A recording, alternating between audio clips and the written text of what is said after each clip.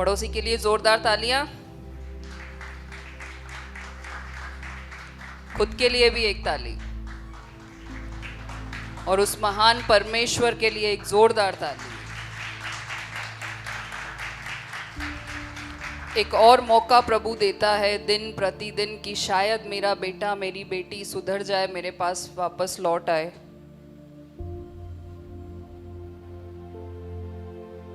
और मैं आशा करती हूँ हम सब कोशिश करते हैं अपने आप को एक एक कदम और बढ़ा के सुधारने की।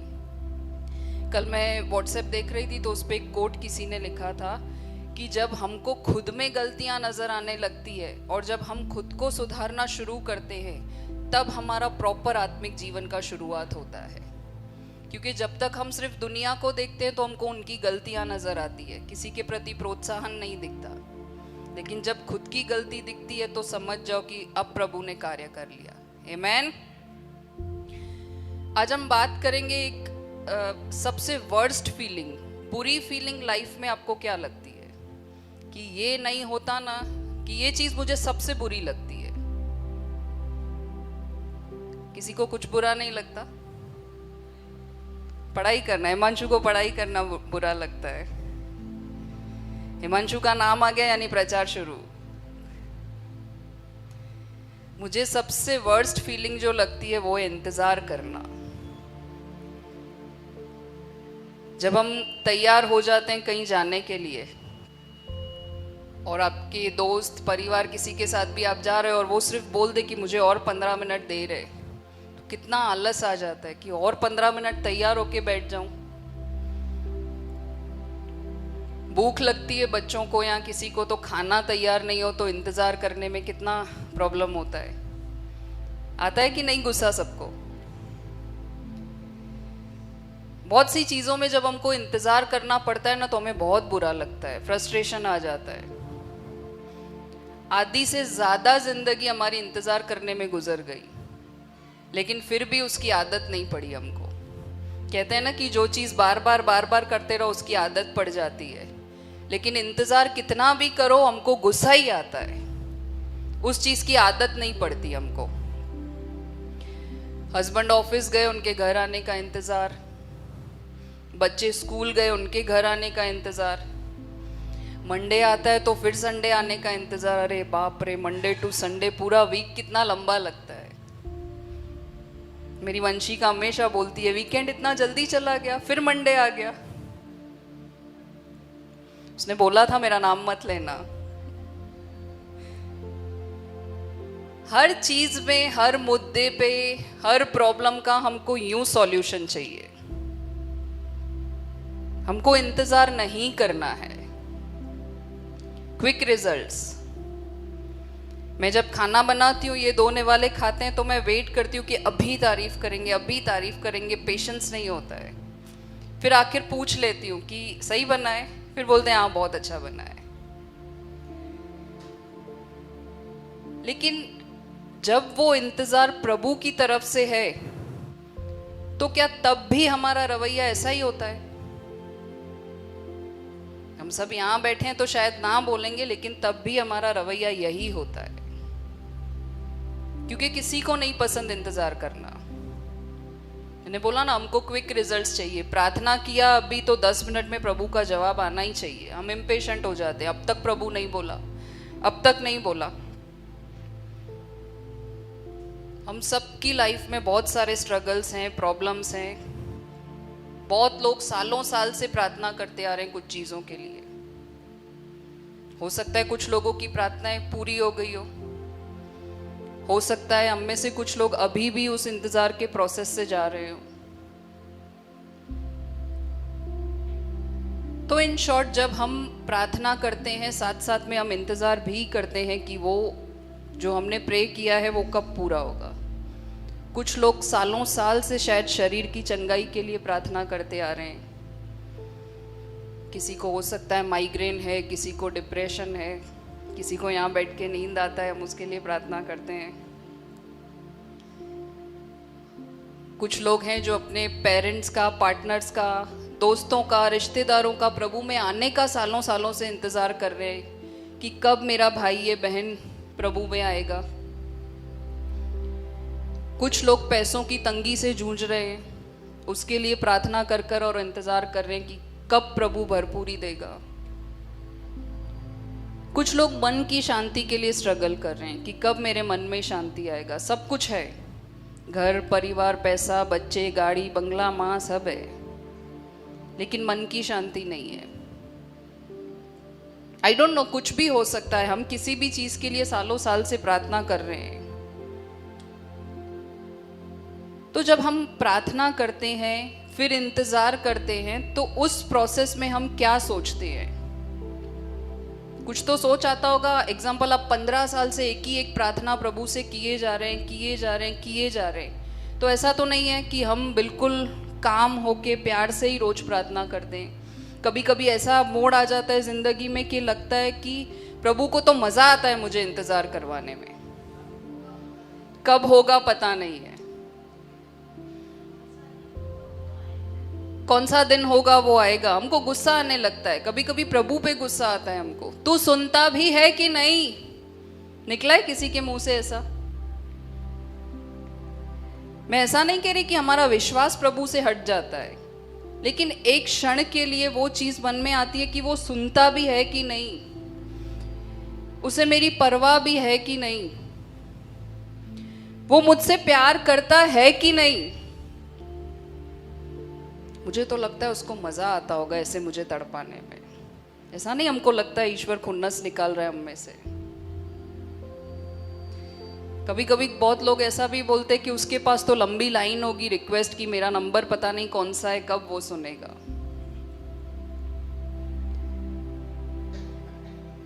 जब बच्चे हमसे कुछ मांगते हैं ना, तो हम थोड़ी देर करते हैं तो उनका भी रिएक्शन ऐसा ही होता है कि मम्मी पापा तो मुझसे प्यार ही नहीं करते, मेरे को डस्टबिन में से उठाया है शायद। होता है ना मंशु? तो जब इंतजार लंबा होता है तो हमारा पेशेंस धीरे धीरे धीरे खत्म होने लगता है, फ्रस्ट्रेशन आता है, गुस्सा आता है। और कभी कभी तो जो हम डिमांड कर रहे होते हैं ना, इतने साल गुजर जाते हैं कि वो डिमांड्स भी आधी हो जाती है। मुझे याद है मेरी एक फ्रेंड प्रार्थना करती थी अपनी शादी के लिए, 40 लंबी लिस्ट थी उसकी, डिमांड्स थी लिखी हुई कि हैंडसम होना चाहिए, करोड़पति होना चाहिए, बंगला होना चाहिए, बहुत सारी ऐसी 40 चीज़ों की लंबी लिस्ट थी। अब 12 साल से इंतज़ार करते करते वो 2 पे पहुंची है। एक तो लड़का होना चाहिए, दूसरा कमाता अच्छा होना चाहिए। तो कहने का मतलब ये है कि जब प्रार्थनाएं लंबी होती जाती है तो हमारा रिएक्शन कैसा होता जाता है उसके प्रति, हमारा विश्वास किस तरीके से होता जाता है।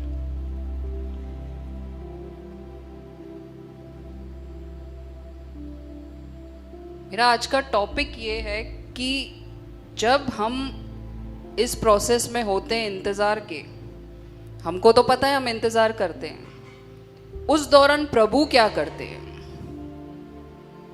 जैसे मैंने बोला, हमको आता है कि वो मुझसे प्यार नहीं करता, मेरी सुनता नहीं है, ये तो हम सोचते हैं ऐसा। लेकिन इस इंतज़ार के समय के दौरान प्रभु क्या करते हैं, कोई बताना चाहेगा?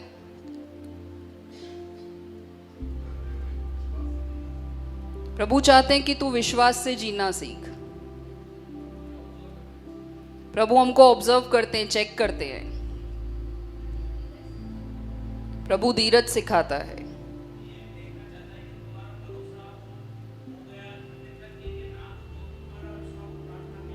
आमीन। प्रभु देखता है तो कितना पानी में है। प्रभु अपने पास बुलाना चाहता है। आप सबके आंसर बिल्कुल सही है। अगर कभी हमें ऐसा लगता है कि प्रभु बहुत समय ले रहे हैं मेरी विनती को, मेरी रिक्वेस्ट को सुनने में, मेरी प्रार्थना को पूरा करने में, जब हम बोलते हैं कि प्रभु आप है कहाँ, आप सुनते क्यों नहीं हो, तो इसका जवाब मैं दूंगी। लेकिन ऐसा ही एक सिचुएशन बाइबल के लोगों ने महसूस किया था। हम वो देखेंगे वचन से। जब पुराने नियम में प्रभु ने, पिता परमेश्वर ने कहा था कि तुम सबको बचाने के लिए एक उद्धारकर्ता आने वाला है। पहले तब उनके पास यीशु मसीह नहीं था। पुराने नियम में लोग इंतजार करते थे कि कोई मसीहा आएगा जो हमें पापों से छुड़ाएगा। परमेश्वर ने वादा किया था उनसे कि वो एक मसीहा को भेजेंगे जो उन्हें पापों से मुक्त करेगा, लेकिन फिर सालों साल तक सन्नाटा था, बिल्कुल शांति थी, कोई प्रोसेस कुछ नहीं था। हम वचन से देखेंगे कि प्रभु ने इस अपने वादे के लिए कितने सारे साल लोगों ने इंतजार किया। जब प्रभु ने ये वादा किया तो लोगों ने कितने साल इंतजार किया। हम पीछे जाएंगे उत्पत्ति में, मैं शॉर्ट में आपको बताना चाहूँगी। हम सबको पता ही है कि प्रभु ने पहले आदम को बनाया, फिर उन्होंने कहा ये अकेला अच्छा नहीं है, तो उसके सहायक एक हवा करके उन्होंने बनाया उसकी पसली से। फिर प्रभु ने उनको एदन की वाटिका में रखा, हर एक चीज़ पर उनको हक दिया, तुम सब खा सकते हो, हर एक जीव जंतु पर तुम्हारा अधिकार रहेगा, सब कुछ उनको दिया, लेकिन सिर्फ एक कंडीशन रखी कि इस वृक्ष के फल को मत खाना। पर उन्होंने क्या किया? उसी फल को खाया, ईश्वर की आज्ञा का उल्लंघन किया, उन्होंने पाप किया। एक छोटा सा वचन हम देखते हैं कि जब उन्होंने पाप किया उसके बाद क्या हुआ। उत्पत्ति के चैप्टर 3 में वर्स 15, उनके पाप करने से बहुत सी चीजें बिगड़ गई। हवा ने कहा कि मुझे तो इस सर्प ने भरमाया था कि तू ये चीजें खा ले। तब प्रभु ने क्या कहा वहां पे? उत्पत्ति चैप्टर 3 वर्स 15, और मैं तेरी और इस स्त्री के बीच में और तेरे वंश और इसके वंश के बीच में बैर उत्पन्न करूंगा, वह तेरे सिर को कुचल डालेगा और तू उसकी एड़ी को डसेगा। अब यहां प्रभु क्या कहते हैं, मैं समझ रही थी कि हवा के द्वारा कोई पैदा होगा जो सांप का, यहां बोल लो शैतान का या शत्रु का सिर कुचलेगा। यानी कोई आएगा मसीहा जो स्त्री के कोख से जन्म लेगा और हमें पापों से छुड़ाएगा, शैतान के सर को कुचल डालेगा, हमें विजय देगा, हमें उस पाप भरे जीवन से मुक्त करेगा। मैं समझ रही थी कि पहली भविष्यवाणी यहाँ की गई थी कि नारी के गर्भ से कोई पैदा होगा। आज तक हम जब साइंस पढ़ते हैं तो हमने हमेशा यही देखा है कि बीज जो होता है वो पुरुष का होता है, तभी बच्चा जन्म लेता है। लेकिन यहाँ पे क्या कहा है कि वो नारी के गर्भ से जन्म लेगा। यहाँ पे लिखा है कि हवा का वंश होगा। एक और वचन यहाँ पे हम देखते हैं, यशाया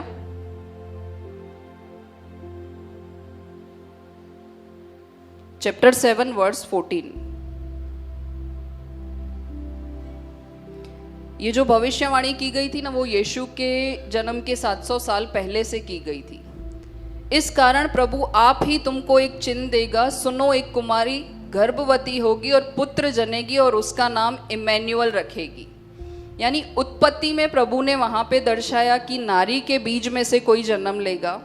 यहाँ पे भी प्रभु वही चीज कह रहा है, ऐसा मत्ती में भी लिखा है, हम आगे बाद में देखेंगे। तो ये भविष्यवाणी हुई, लेकिन 700 साल तक लोग इंतजार कर रहे हैं कि कोई मसीहा अब तक आया नहीं है। तो मेरा सवाल वही है कि जब हम इंतजार करते हैं तो ईश्वर क्या करता है? यहाँ पे भी देखिए वचन से लोग इंतजार कर रहे हैं। 700 साल से भविष्यवाणी हुई है कि कुंवारी जनेगी। वो लोग भी शायद वहां सोचते होंगे कि प्रभु तू कर क्या रहा है, हम यहाँ पे परेशान है, दुखी हैं, तू कर क्या रहा है, तुम्हारी प्रार्थनाओं को सुनता क्यों नहीं है? और ऐसा तो नहीं है कि प्रभु कर नहीं सकता है, वो तो हर चीज को हर समय पर जब चाहे वो कर सकता है। यहाँ पे भी शायद लोग सोचते होंगे कि क्या परमेश्वर क्रूर है, भविष्यवाणी करके छोड़ दिया, इंतजार करवा रहा है? क्या उसको हमारे दुख नहीं दिख रहे? क्या वो मुझसे प्यार नहीं करता, सिर्फ दिखावा करता है? वो भी तो इंसान ही थे, उनके मन में भी ये सवाल आते होंगे जैसे हमारे मन में आते हैं। जब हम प्रार्थना करते हैं, इंतजार करते हैं, तब प्रभु क्या करता है? ये सवाल हम मैसेज के अंत तक दिमाग में रख के चलेंगे। मैं इसलिए बार बार दोहरा रही हूँ कि हम भूल ना जाएं कि जब हम इंतजार करते हैं तब प्रभु क्या करता है। अब ये क्वेश्चन का आंसर देने के लिए हम थोड़ा सा हिस्ट्री में देखेंगे। बाइबल में एक ऐसा समय है, या मैं कह लूँ कि बाइबल में वो समय मेंशन नहीं है, जब पुराना नियम मलाकी पे ख़त्म होता है, नया नियम मत्ती से शुरू होता है, उसके बीच में 4 साल का गैप है। हमने इतिहास पढ़ा हो तो हम उसमें देखेंगे कि उसके बीच में 4 साल का गैप है। 400 ईयर्स का, 400 ईयर्स का गैप है, 400 साल का गैप है। ये समय बाइबल में दर्ज नहीं है कि इन 400 सालों में क्या हुआ, कैसे हुआ, क्यों हुआ, वो दर्ज नहीं है। इस समय को साइलेंस पीरियड भी कहा जाता है, इंटर टेस्टामेंटल पीरियड भी कहा जाता है। जैसे पुराने नियम को ओल्ड टेस्टामेंट, नए नियम को न्यू टेस्टामेंट कहा जाता है, तो ये वाले पीरियड को इंटर टेस्टामेंट पीरियड कहा जाता है। मलाकी और मत्ती के बीच के जो 400 साल थे, जहाँ परमेश्वर ने कोई भविष्यवाणी नहीं की, कोई शब्द नहीं बोला, उसको साइलेंस यानी शांति का समय भी कहा जाता है।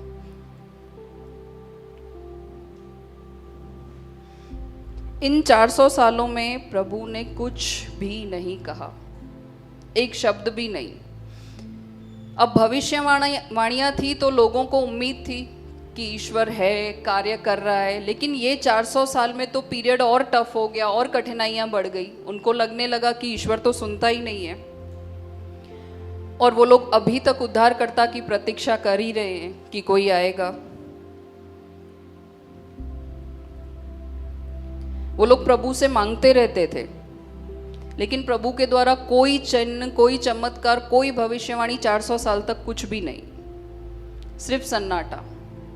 हम मांगते हैं ना प्रभु से कि कोई सिंबल दे दे कि तू मेरी प्रार्थना सुन रहा है। जैसे पिक्चरों में दिखाते हैं, हीरोइन सिर पटकती है तो फूल गिर रहा है, मतलब प्रभु की यहाँ है, वहाँ पे ऐसा दिखाते हैं मूवीज में। कुछ ना बोलना होता है ईश्वर को तो दिया बुझ जाता है, ये सब पिक्चरों में ही दिखाते हैं। यहाँ पे तो डायरेक्ट प्रभु बात करता है मन में। तो यहाँ पे ये सन्नाटे का इंटर टेस्टामेंटल पीरियड जो है, कोई जवाब नहीं था। अभी कोई जवाब नहीं था, इसका मतलब ये नहीं कि ईश्वर शांत है तो वो है नहीं। अगर वो आवाज नहीं दे रहा है तो हम ऐसा नहीं कह सकते कि वो है ही नहीं। जब हम इंतजार करते हैं तब ईश्वर कार्य करना चालू ही रखता है। आमीन। जब हम इस इंतजार के प्रोसेस में होते हैं तब उसका कार्य चालू ही होता है, बस हमें दिखता नहीं है। वो एक अच्छा पिता है, वो दयालु पिता है, वो हमसे प्यार करता है। बहुत से पापा लोग होते हैं ना, अपने बच्चों को प्यार करके जता नहीं सकते, इसका मतलब ये नहीं होता कि वो प्यार नहीं करते। तो हमारा खुदा भी ऐसा ही है। ऐसा नहीं है कि हम प्रार्थना कर रहे हैं तो वो स्वर्ग में बैठ के अंगूर खा रहा है। वो कान लगाकर निरंतर कंटिन्यूअसली हमारी प्रार्थनाओं को सुनता है। एक वचन पढ़ते हैं, गलातियों चैप्टर 4 उसका वर्स 4। परमेश्वर के बहुत बड़े बड़े प्लान है हमारे जीवन से, वो भरपूरी वाला जीवन देना चाहता है हमें। परंतु जब समय पूरा हुआ तो परमेश्वर ने अपने पुत्र को भेजा। हमने उत्पत्ति का एक वचन पढ़ा कि वहां पे परमेश्वर ने कहा कि मैं भेजूंगा जो सर्प के सिर को कुचल डालेगा। अब यहां क्या लिखा है? परंतु जब समय पूरा हुआ। आमीन। यहाँ पे मैं समझ रही थी कि प्रभु कहना चाह रहा है कि हर एक चीज समय पर उसने प्लान की है। हम नहीं समझ पाते उस प्रोसेस को। हम मछली की तरह तड़पने लगते हैं कि इतने साल हो गए, प्रार्थनाओं का उत्तर क्यों नहीं आ रहा। लेकिन प्रभु यहाँ पे कह रहा है कि जब समय पूरा हुआ, वहां बताकर दे रहा है कि हर एक चीज जो है वो परफेक्ट समय पर पूरी करता है। आमीन। हमें लगता है कि ये टाइम परफेक्ट नहीं है, लेकिन जब वो चीज़ कंप्लीट होती है तब हमें पता चलता है कि अच्छा हुआ कि पहले प्रभु ने ये चीज़ पूरी नहीं की, नहीं तो सब कुछ बिगड़ जाता। वो हमें बाद में रियलाइजेशन होता है। एक और वचन इसके बाद 5, ताकि व्यवस्था के अधीनों को मोल लेकर छुड़ा ले और हमको ले पालक होने का पद मिले। ले पालक मीन्स प्रभु हमको सही समय पर एडप्ट करना चाहता है, गोद लेना चाहता है। उसने परफेक्ट टाइमिंग पर हम सबको पापों से छुड़ाया। जब हमने उस पर विश्वास किया तो उसने हमें गोद ले लिया है। आज हम उस महान परमेश्वर की संतान है। आमेन। तो हम कुछ भी कर लें, अपने कितने भी एफर्ट्स लगा लो, कोशिश कर लो, लेकिन जो प्रभु का परफेक्ट समय है हर एक चीज उसी पे ही पूरी होगी। प्रभु ने लिखा है कि ये तेरा कार्य 15 साल में होगा, ये 20 साल में होगा, ये 1 साल में होगा, ये 6 महीने में होगा, तो वो उसी समय पे होगा। और वो कार्य खत्म होने में कोई कितनी भी रुकावटें डाल ले, अगर प्रभु ने डिसाइड किया है कि ये चीज मुझे मेरे बच्चों को देनी है, तो कोई कितनी भी रुकावटें डाल ले ना, वो उसको स्टॉप नहीं कर सकता। आमेन।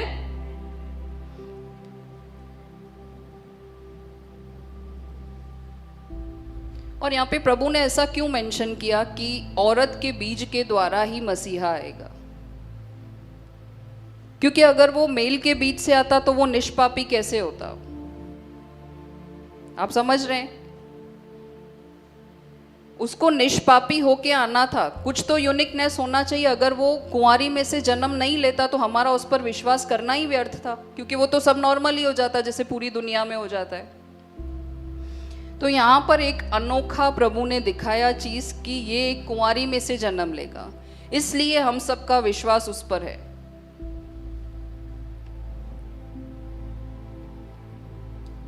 पूरी मानव जाति में कहीं ऐसा किसी भी बुक में आपने पढ़ा कि कुंवारी में से कोई जन्म ले रहा है?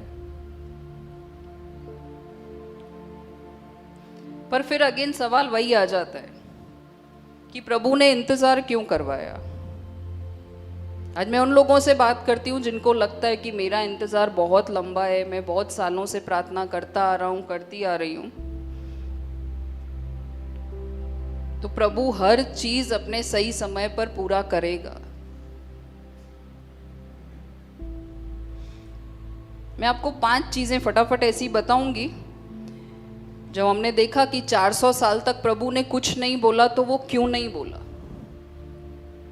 हम समझ गए कि सही समय पर प्रभु हर चीज को पूरा करेगा, लेकिन ऐसा क्या था कि प्रभु ने 400 सालों तक की एक भी शब्द, एक भी भविष्यवाणी नहीं बोली? मेरे पास टाइम कम है, मैं थोड़ा फटाफट बोलूंगी। पहला चीज जो प्रभु ने किया वो ये था कि आप लोगों ने अलेक्जेंडर द ग्रेट का नाम सुना है, राजा सिकंदर। तो पहला चीज जो प्रभु ने यहाँ पे किया वो ये था कि 12 साल से सिकंदर ने पूरी दुनिया पर कब्जा कर लिया। ये 400 सालों के दौरान पहला चीज ये हुआ कि 12 सालों तक कंटिन्यूसली सिकंदर राजा ने पूरी दुनिया पर राज किया। अब आप बोलोगे किया तो उसमें प्रभु का क्या कार्य? आगे आगे देखते हैं हम, ये आज सस्पेंस मूवी है। जब आप पूरी दुनिया जीत लेते हैं ना, तो आपके नाम के आगे महान जुड़ जाता है, इसलिए इसका नाम था अलेक्जेंडर द ग्रेट। और जब उन्होंने पूरी दुनिया पर राज कर लिया, तो जो अलेक्जेंडर का कल्चर था, उसका पहनावा था, उसकी जो बोली थी, वो पूरी दुनिया को माननी पड़ेगी, क्योंकि वो राजा है। या इजी लैंग्वेज में बोलूं तो अभी हिमांशु राजा बन गया तो हम बोलेंगे हिमांशु द ग्रेट। अब पूरी दुनिया में हिमांशु का जैसा कल्चर है, पहनावा है, सबको अपनाना पड़ेगा क्योंकि वो राजा है। सबको सिंधी भी सीखना पड़ेगा क्योंकि वो सिंधी है।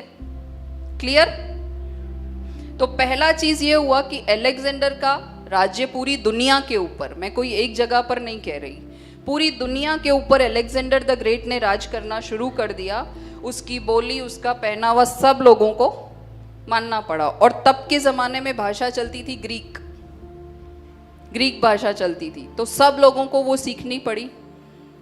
पूरी नहीं सीख पाए, लेकिन बोलना, समझना, थोड़ा बहुत पढ़ना ग्रीक सब लोगों ने सीख लिया। तो अब पहला चीज ये हुआ इन 400 सालों में। दूसरा चीज ये हुआ कि इन दिनों के दौरान पुराना नियम जो है हमारा, पुराना नियम ग्रीक में ट्रांसलेट किया गया। पहले वो हिब्रू में था, अब उसके राजा बनने के बाद उसको ग्रीक में ट्रांसलेट किया गया। तो जो पुराने नियम में चीज़ें थी, मसीहा के आने की भविष्यवाणियाँ थी, वो सब किस में आ गई? ग्रीक लैंग्वेज में लोग पढ़ के समझने लगे। अब हिब्रू में होता तो कोई समझ ही नहीं पाता, सॉरी पहले ग्रीक में होता तो कोई समझ नहीं पाता, क्योंकि लोग उसके राजा बनने से पहले ग्रीक नहीं जानते थे। तीसरा चीज था एक सोक्रेटिक मेथड करके आया। ये एक एजुकेशन मेथड है, पढ़ाई का मेथड है। पहले के ज़माने में क्या होता था कि टीचर पढ़ाता है, बच्चे सुन रहे हैं, दैट्स इट, उतना ही था। लेकिन जब सोक्रेटिक मेथड की, सोक्रेटिक पद्धति की जब रचना की गई वहाँ पे, तो वहाँ पे स्टूडेंट्स को अधिकार दिया गया कि आप सवाल पूछो टीचर से, आप कहीं से भी नॉलेज लेके आओ, ढूंढो। ऐसा नहीं है कि टीचर कह रहा है कि अभी बजे हैं 10:30, लेकिन टीचर कह रहा है 12 बजे हैं, तो पहले लोग वही विश्वास करते थे क्योंकि टीचर के पास सबसे ज़्यादा ज्ञान है। लेकिन सोक्रेटिक पद्धति आने के बाद उनको अथॉरिटी दिया गया कि आप चेंज कर सकते हो, आप सवाल पूछ सकते हो, आप अपने नॉलेज से चीज़ों को ढूंढ के ला सकते हो, आप अपनी दलील पेश कर सकते हो कि नहीं यहाँ पे 10:30 दिखा रहा है, आप कैसे बोल रहे हो कि 12 बजे है। तो इस पद्धति के दौरान लोग अपना दिमाग यूज करने लगे, सवाल पूछने लगे। चौथा चीज,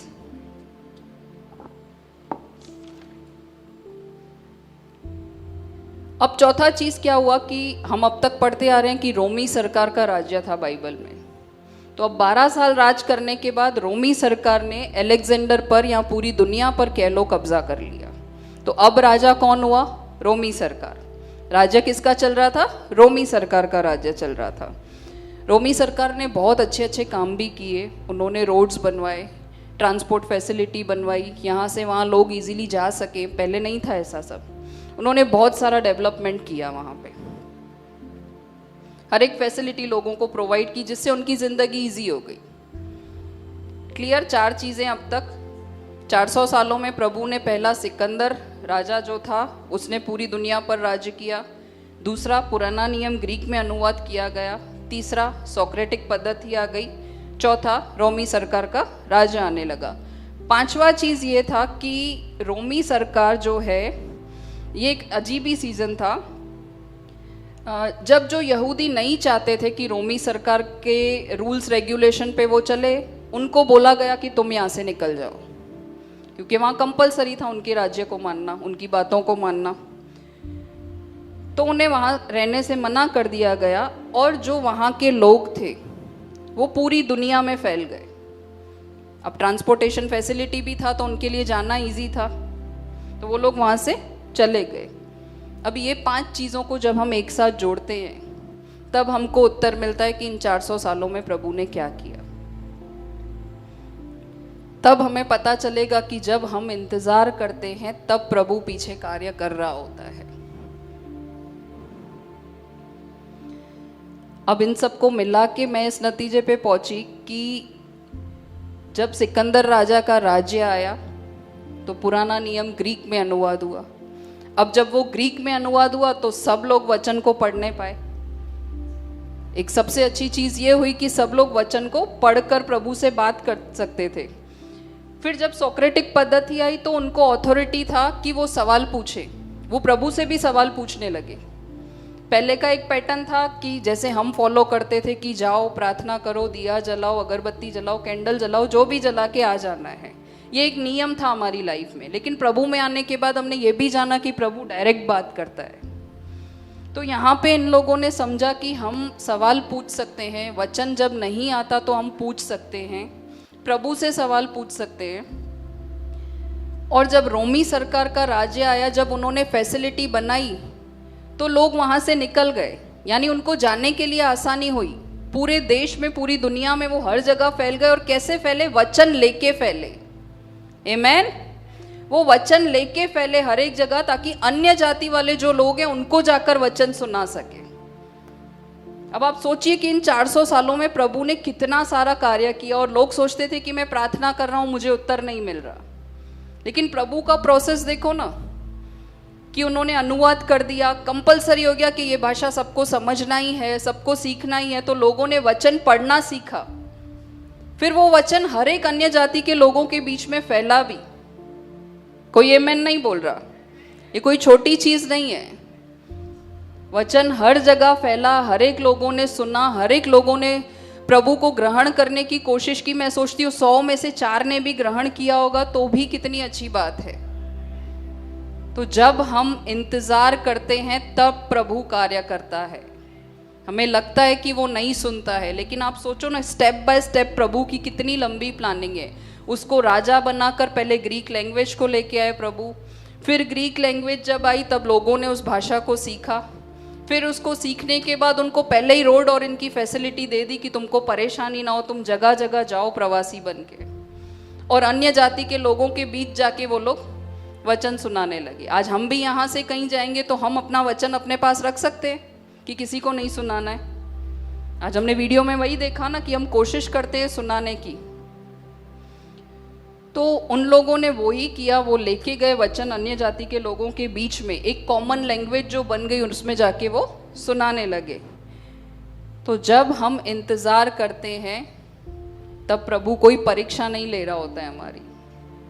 प्रभु हमारा पेशेंस टेस्ट नहीं करता है, वो नहीं चाहता है हमको परेशान देखना, वो कार्य कर रहा होता है उसके पीछे।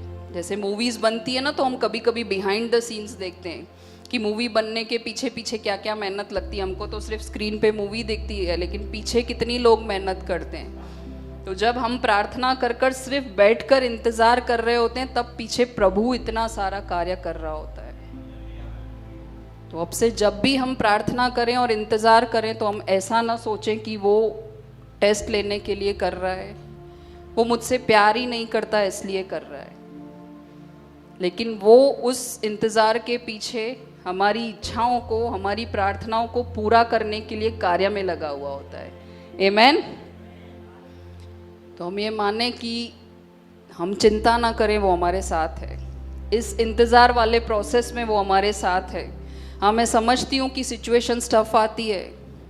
जहाँ 4 दिन इंतज़ार करना टफ है, वहाँ पे सालों साल इंतज़ार नहीं होता है। और बोलते हैं ना कि हर कोई अपना क्रूज खुद उठाकर चलता है।